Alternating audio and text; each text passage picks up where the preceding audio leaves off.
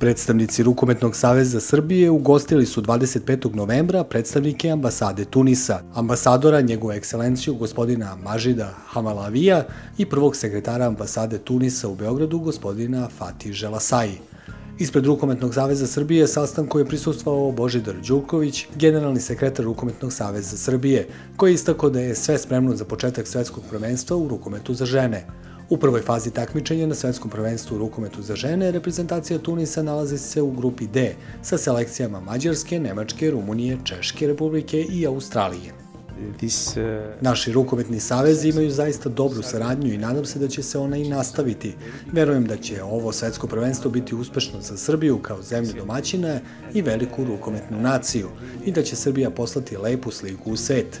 Ovo prvenstvo je dobar povod da promovišemo veoma dobar odnos između Tunisa i Srbije.